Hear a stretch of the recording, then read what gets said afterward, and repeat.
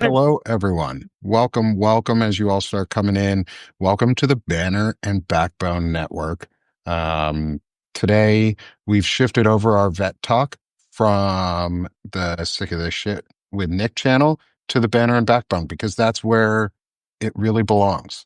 Because that's what Banner and Backbone's about, is patriotism, rebuilding civics, and an understanding. And Kris Goldsmith is one of those people that really embodies the ideal of rise, which is what we're trying to bring about for everyone, which is restoring integrity, service, and ethics into the American ethos. And Kris Goldsmith is someone who's doing that. He's an Army combat vet. He's an advocate. He's a patriot. And he speaks out where it's needed. So we wanted to bring him back. Welcome, Kris. It's good to have you with us today, my friend.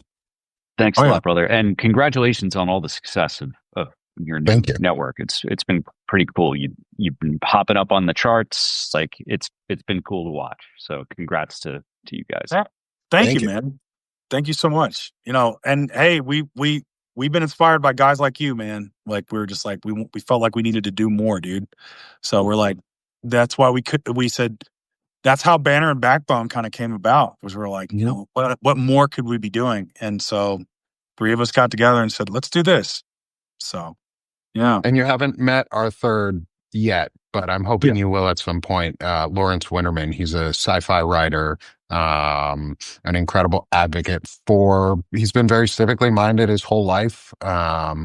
He's a Gen Xer who is a bit of a misfit for his gen, because he was civically minded, and he cared. And he's written some incredibly powerful pieces, and one of them I actually would love to get your thoughts on before we get into any like super big news or veteran related issues. Mochi, hold on, dude. You can wait. Sorry, my dog is scratching at the door. His name is Mochi, one of them. I have a small dog named Frosting, and I think he might be doing exactly the same thing right now. Frosting? Okay. I Frosting. love it. I've got a small little cat that will probably run through. Every time I open my laptop now, I got a kitten that runs through. His name is Momos, which apparently is Greek for dumpling. So I spent like 10 years in professionalized veteran advocacy, like testifying before Congress, like getting laws passed. And then I found a dog on the side of the road and tweeted about it. And it went so viral that if you started typing in my name for years, I don't know if this is still the case, but like the auto-populated search result was Christopher Goldsmith dog.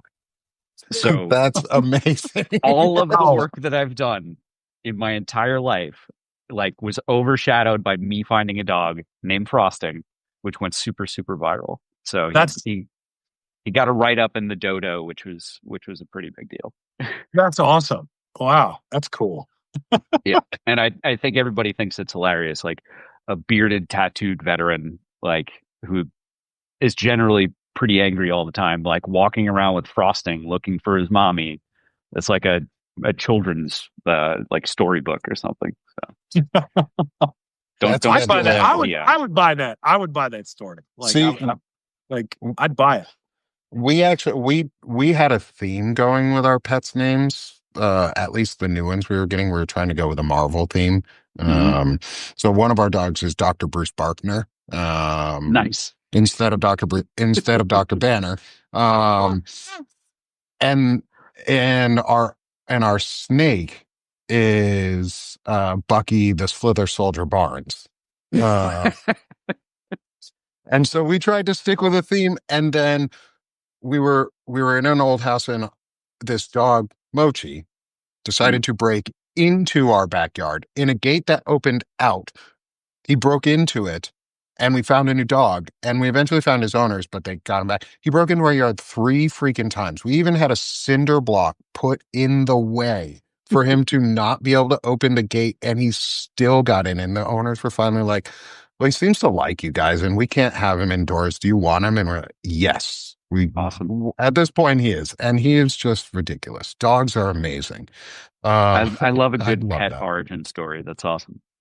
Oh, yeah. And hey, superheroes got to have origin stories, right? 100%. Yeah. And pets are superheroes. So going back to what I wanted to as we get off task and on tangents, because that's what we always do when you get people together. Just, I mean, we can throw in crayon colors and we'll get Fred on a tangent all on his own. Um, Oh my God. is one of the main focal points of Banner and Backbone is civic minded, is Mhm. being civically minded and civically engaged. So we wanted to sort of put things out almost in the style of like Federalist Papers, Mhm. where they're commentary, where it's more natural, but it's our thoughts, but it's all wrapped around civics.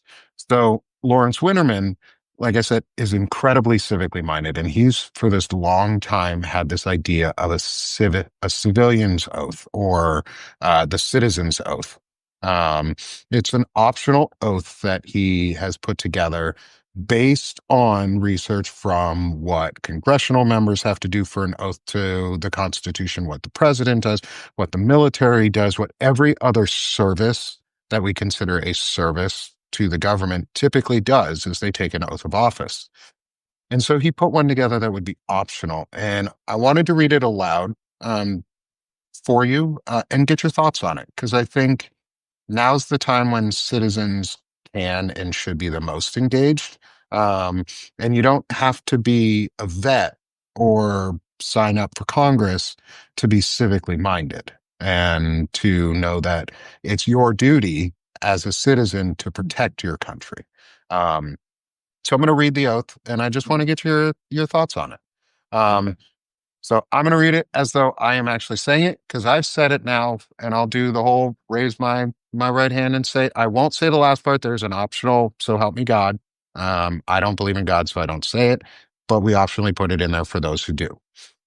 Is I, Nick Perro, do solemnly swear that I will support and defend the Constitution of the United States against all enemies, foreign and domestic, that I will bear true faith and allegiance to the same, that I take this obligation freely without any mental reservation or purpose of evasion, and that I will well and faithfully discharge the rights and responsibilities afforded to me as a citizen of the United States of America. I like that. I like Yeah. that. I mean, the crux of it, right? With Yeah. your last line was that I will exercise my rights and responsibilities. Uh, it- these these two things, I think, and over the arc of my life, I think about the way that I've thought of these things in the past and how it's those have kind of balanced. And a lot of people, and I've been there, Americans are all about the rights, but kind of forget about the responsibilities. Like you Yes. they're things that we can't have without one another. You can't just have the right to do, the right to act on other people or other things without having a responsibility to care for anything, right? Yeah. So yeah, I like it. I think that the that civic mindedness is something that um, I I grew up feeling. That's why I joined the Cub Scouts. That's why I joined the Boy Scouts. That's why I always wanted to serve in the military. But I don't think that America should make the mistake, as I did when I was a kid, of being like, in order to be a patriot, you have to serve in that Yeah. kind of way. Yes. Yeah. So that's a really, really good point you brought up right at the end. Yeah, I mean, the whole thing is a good point, but the one you brought up right at the end is service doesn't mean military, Mhm. doesn't mean you have to join the military. Can you talk about other service types that people can do, especially right now, in ways people can really be engaged? Yeah, I mean, 10 years ago, I was part of an effort to like encourage public service in like AmeriCorps type stuff. Like there are neighborhoods that could benefit from teachers and doctors and EMS and law enforcement, all sorts of stuff, right? I would love to see more opportunities in the United States for people to get the best parts of the military experience without the worst parts. And I think the best parts of military experience, like everyone that it, that I served with, like we loved basic training And it wasn't about the push-ups. It wasn't about the crawling through mud shit that they put on commercials, right? It was about building friendships with people with whom you thought you would have nothing in common with. I grew up in Long Island in, what would be considered, I think, not considered, it is one of the like wealthiest counties in America, right? Mm. It's not necessarily the way I felt growing up, but that is what it is. My Yeah. best friend from basic training, who I'm still close with today, grew up as a farmhand in Wisconsin. Like, we never would have had anything in common but for the desire to serve together. And I wish that more Americans had the opportunity to do something between public service, the way that we think of it in like the military or another government job, and college. Like, doing something where you can go and perform tasks together. Whether that's disaster relief or firefighting or something like that, especially for young men, because of the way we're wired. I feel like that would improve so many people's lives. Again, that was 10 years ago. Do I think that's possible now? Absolutely not. I did think it was very possible back then, and hopefully we'll get there soon. In the meantime, what people can do now is simply show up. Democracy takes work. Most of the people historically who have worked, around voting, doing things like counting ballots and all that shit, like the actual, like, doing the voting part, the work behind the voting. Those people are generally ancient, right? Because there have not been young people stepping up into those things. That is not a high commitment thing. It's not something that you have to do every day all around the year. Like, it eats up very little bit of your life, but it is so critical to democracy. So things like that, people don't think of often, but that's like a great way to serve your community. Yeah, 100%. And I think part of the thing we talk about, and you see this even in popular culture, is like America's about freedom, right? So it's really just about, they only talk about the freedom part. They talk about what you can do, what you're allowed to do, like, but they don't talk about the things that are required as an obligation to keep that machinery going, to keep that freedom there. So, and like you said, I remember just, and again, it's most of the people that are organizing, I've been through, campaigns here in East Tennessee and in Virginia, just from a volunteer level. It's the boomer generation. It's the baby boomers, right? And, or people that are poll watching or that are volunteering or just doing these small things. And there are young people out there, but I think that there's a lot of them don't understand, like, oh, this isn't a big time commitment, or maybe they're scared of it and they're like, oh, well, yeah, like, oh, it's talking to people is going to be so difficult. No, actually, it's, no, I'm going to get harassed if I knock on doors. No, actually, you'll find you'll have very pleasant conversations with people. It's not as bad as you think it will be, or if I'm not protesting, I'm not doing something. No, there's other things you can do, right? There's a bunch of things you could do. So, I'm glad you brought that up, Kris. That's a good point.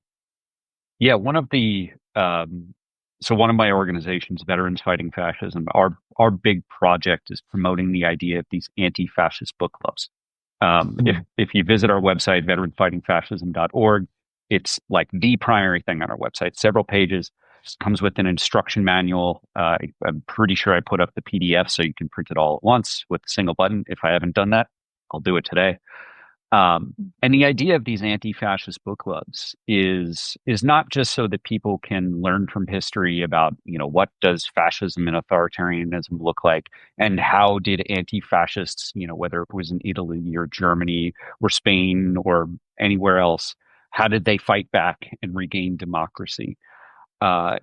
It's about getting people in the same places together, and that may not feel like public service, like socializing, but it really is.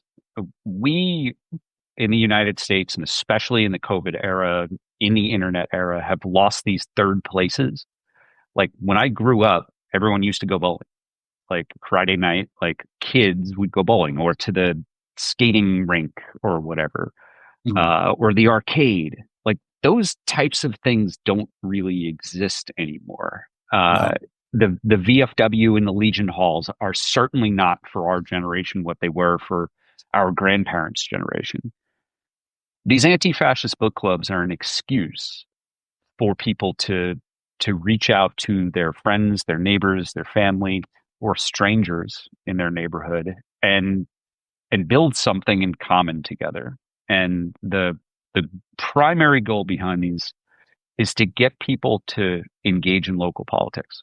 And local politics doesn't mean running for office. It doesn't always mean like going to school board meetings, though I encourage that type of local politics. It means building a local culture that rejects fascism, authoritarianism, and hate. This may sound like a simple solution to a complex problem, but it is. It is a simple solution, right? Not every complex problem needs a PhD level study and a 50-point fucking plan. Getting out and forming new in-person relationships are a way to kind of invest in democracy and to serve your community. 100%. And and someone mentioned in the chat is like, well, or one of the reasons that baby boomers show up more is because they're retired. It's like partly, but it's also partly because of how that generation came up. And to Chris's point, they were raised in a generation where being in a community space like a roller rink or a bar or a park or a game or a little league game, all that was just normalized, whereas social media has sort of taken us internally. That's part of it, but it's also part people are working more. The thing that's not going that is going to be inescapable, it requires some kind of level of commitment. If you want your democracy to get better, there is going to have to be some level of commitment. That doesn't mean you have to go protest. That could be something as simple as you would give someone a ride to a protest. Or, one of the barriers for, you say, young millennial families to go to a political meeting that I've seen this when I was organizing is they don't have everybody to watch their kids. Mm-hmm. So if you volunteer with a few people, like, hey, a lot of these are at usually a school. You know what? We'll set up a little daycare.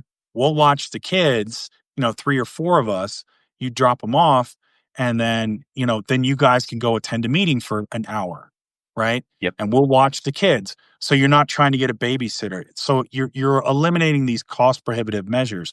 Or maybe it's like, oh, they're going to run a daycare. So it's like, we'll create some, we'll chip in or we'll make food and snacks and we'll do this. It's a community effort. So but yes, there's no escaping that there's going to be some commitment.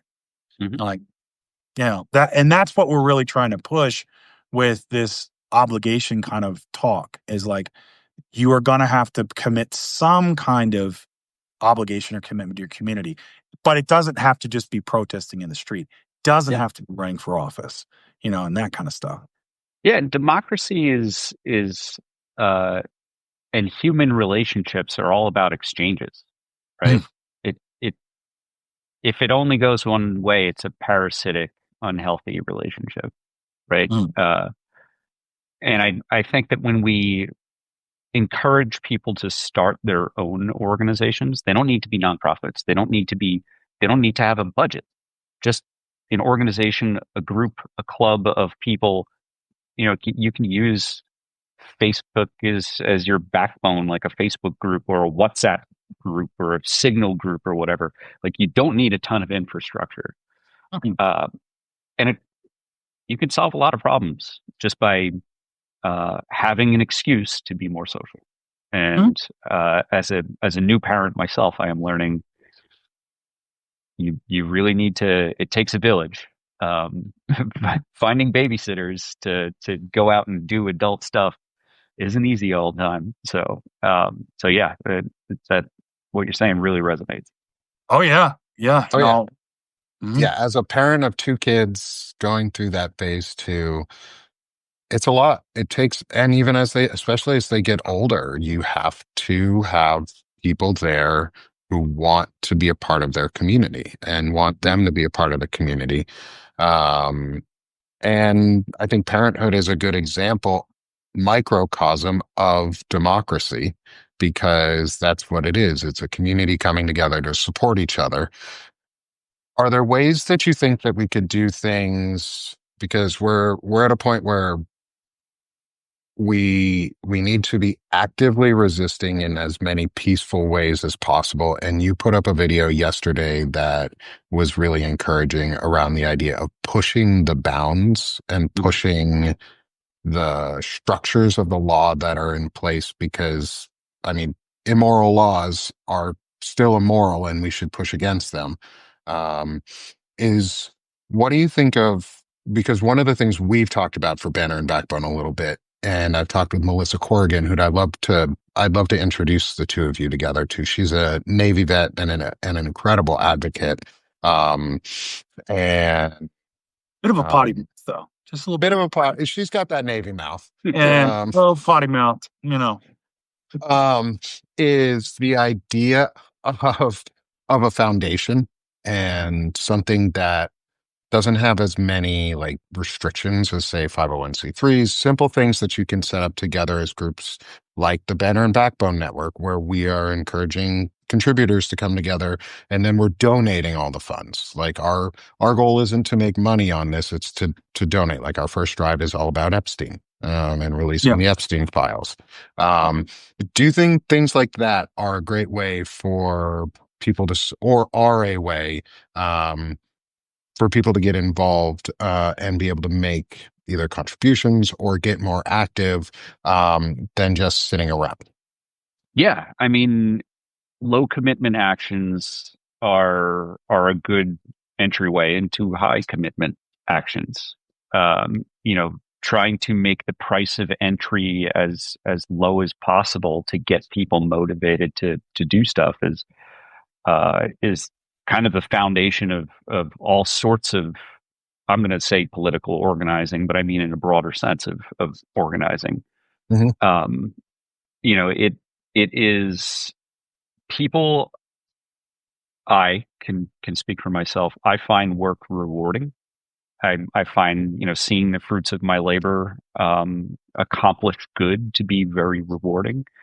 And I think that a lot of folks don't have the opportunity, whether it's because of their chosen career path or because of their family obligations. They don't have that that same dopamine hit that I might get from posting a video about the history of the radical Republicans saying, I don't care what the Constitution says, we're going to pass the 14th Amendment and give all of these formerly enslaved people citizenship. Like, fuck you, racist Southern Democrats. That's what they did, right? That's what the video that you talked about, Mm-hmm. which was informed by Tad Stormer, who you should absolutely follow on Substack, Twitter, TikTok, and the rest. But these giving people an easy way to do something that they can see the results of and they know that they've accomplished some good. If it's a click, if it's a like, if it's a share, those things matter. You know, when I rarely send out emails on my nonprofit. I have a policy of one email a month because I hate getting swarmed with emails asking for money. I rarely ask for donations explicitly. Instead, I say, hey, here's a video that you can share, or here's a new thing on our website that you can share.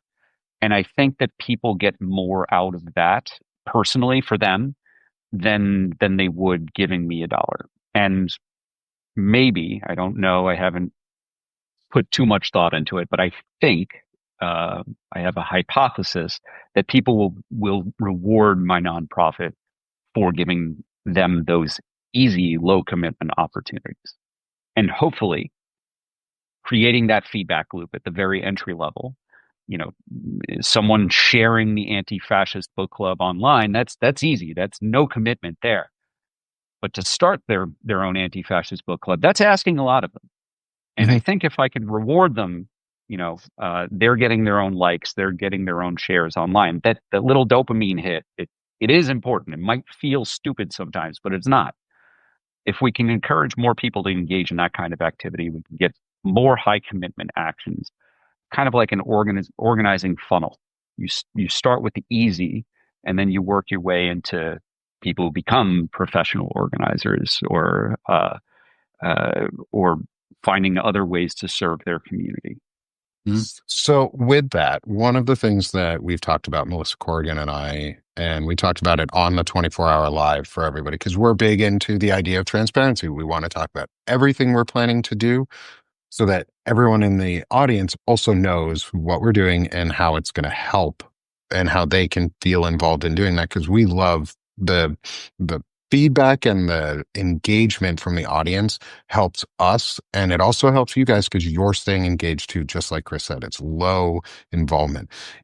So leading that is the Anti-Fascist Book Club is a great starting point for a lot of people. What do you think of the idea of us starting one online as a video version where we bring people together and we have them, say, on Substack, come in and almost do a book club online and encourage them to start that process, because then maybe they can bring it home? Do you think that's a good starting place for even making it easier for access? I would love to see that happen. Um,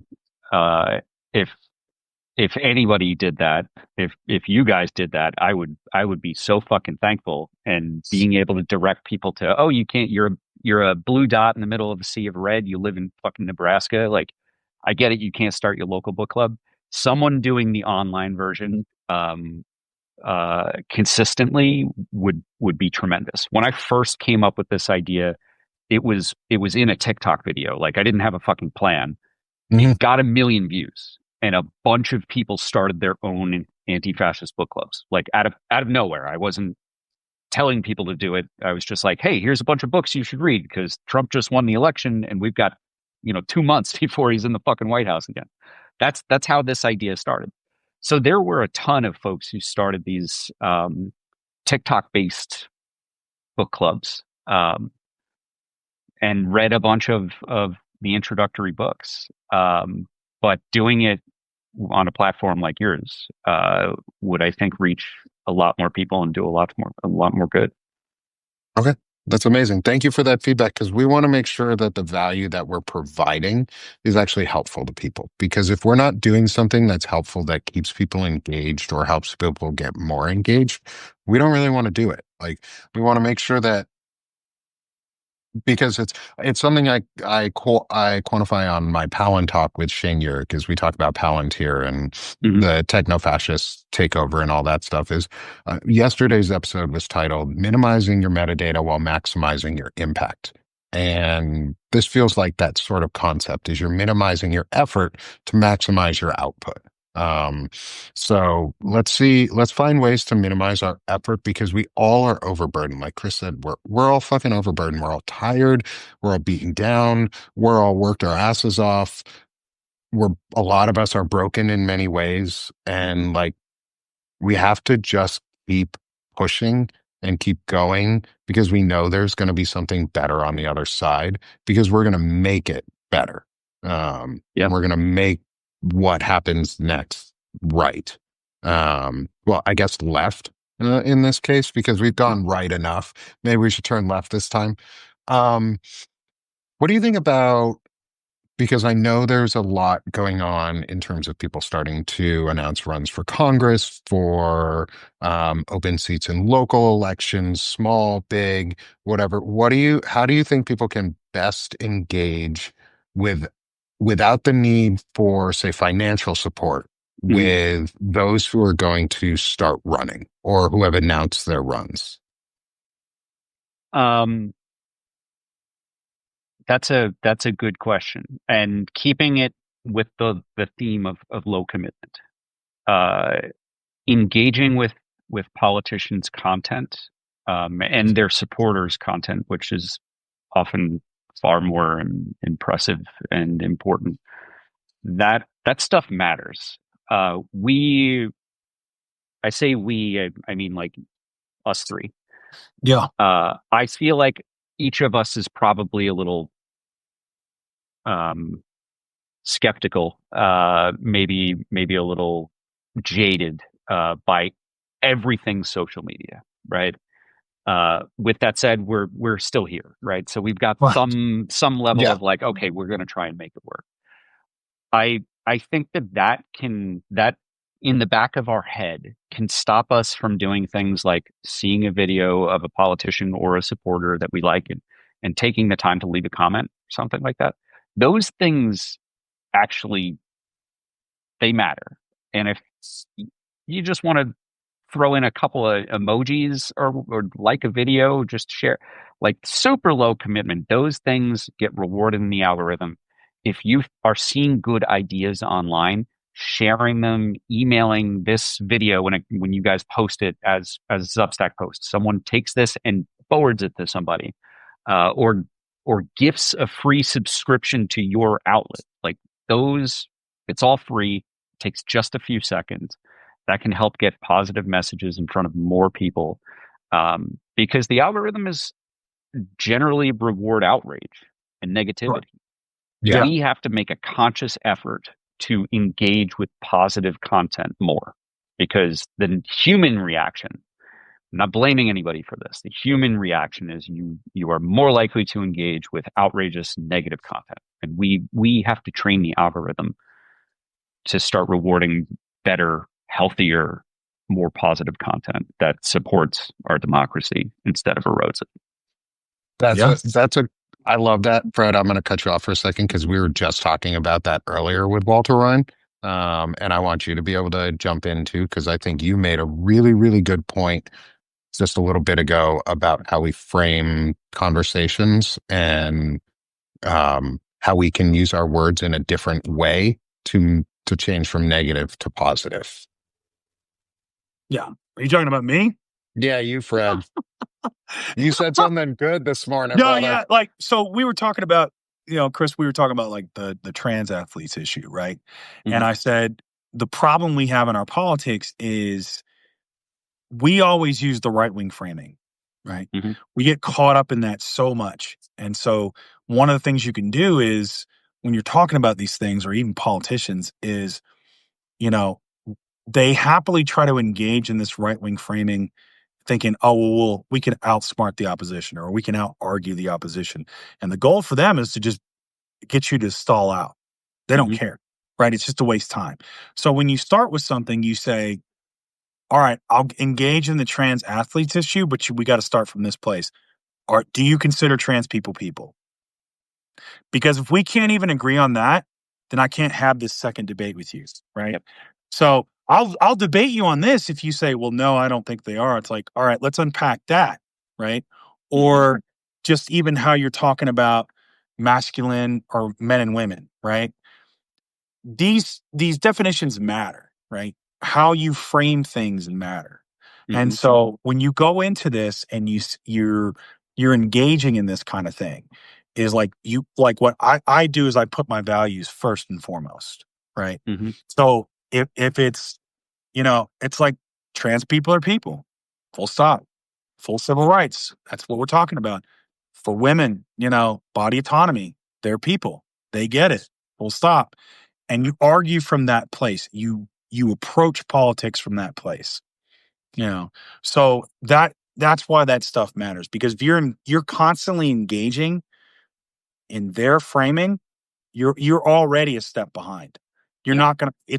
That framing is designed for you to fight to a draw or even lose, because they win if you fight to a draw. So don't Yep. even bother engaging in that. Just say, hey, do you believe this?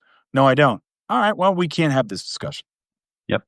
Yeah. We actually talked about this in today's episode of the Find Out podcast, and I don't think that I put it as concisely as I could have. And uh, when it comes to the trans issue, I want to be done with defending trans people. I want to go on offense for trans people.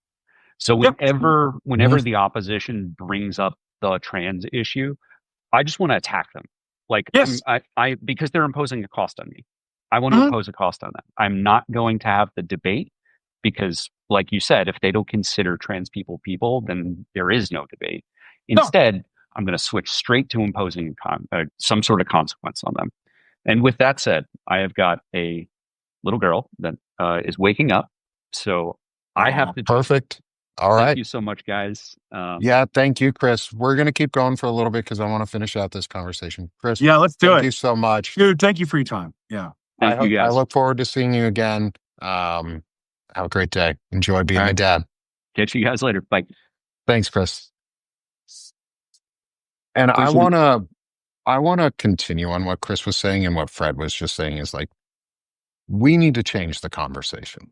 It's no longer their conversation. It's ours. There was a void, a vacuum that we left wide open.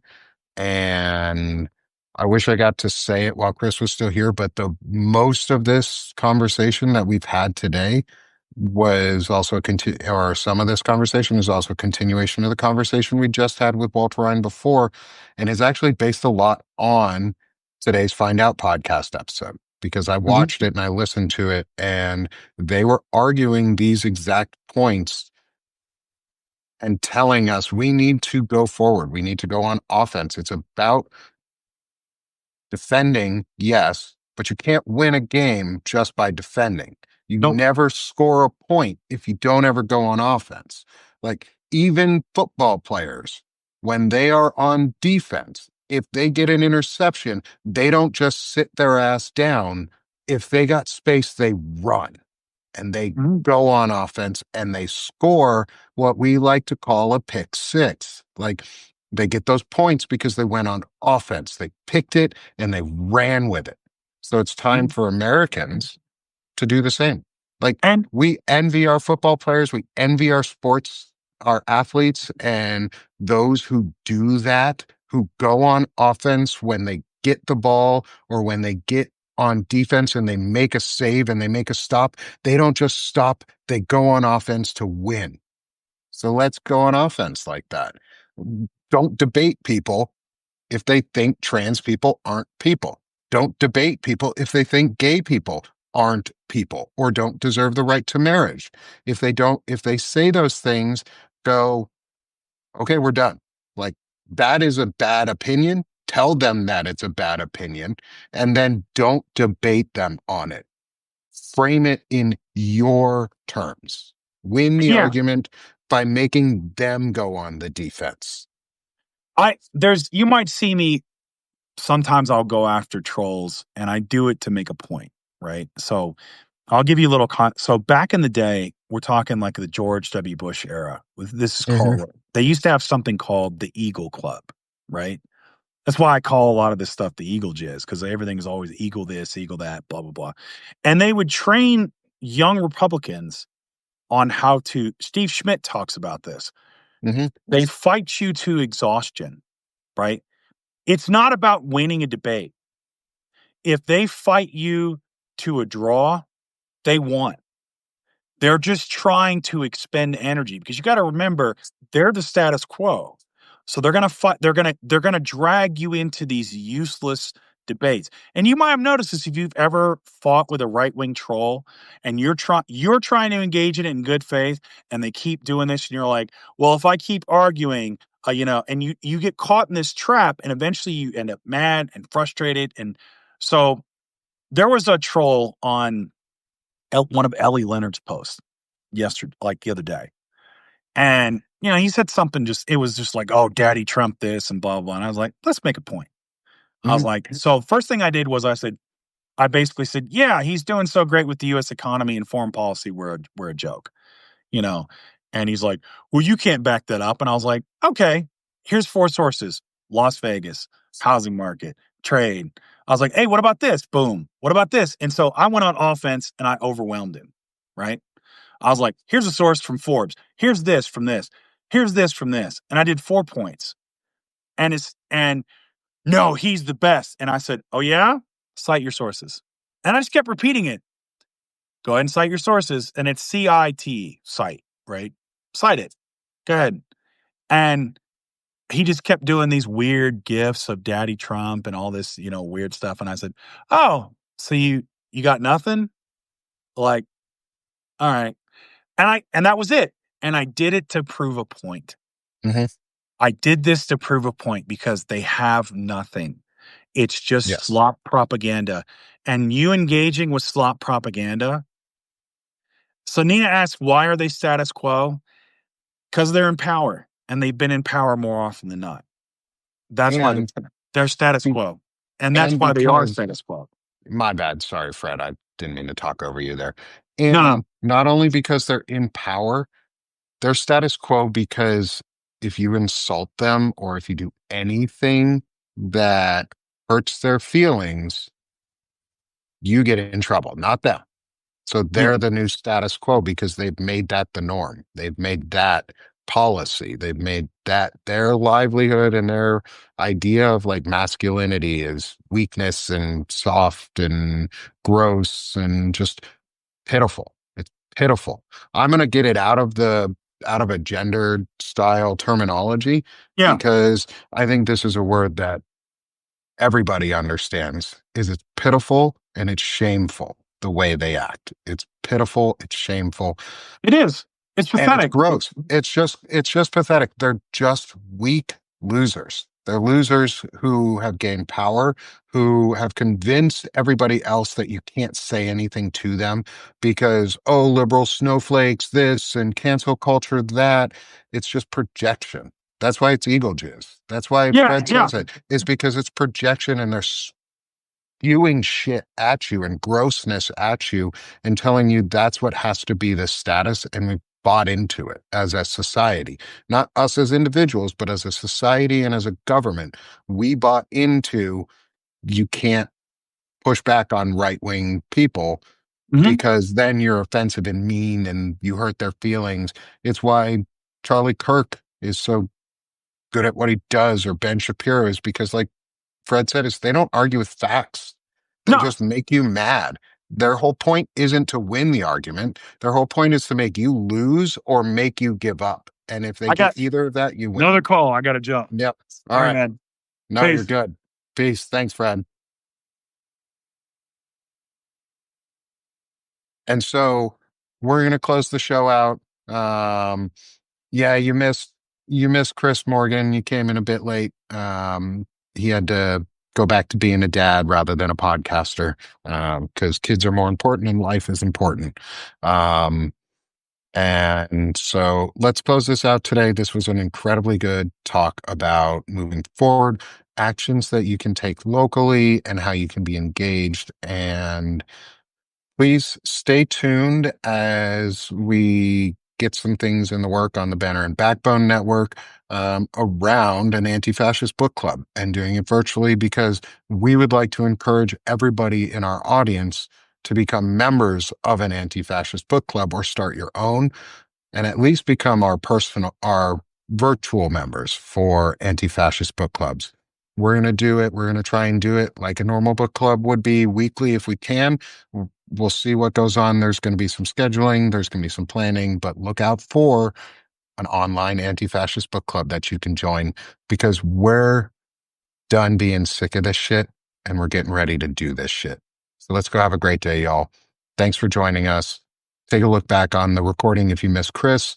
Incredible episode today, and we'll see y'all again soon. Thanks, everyone.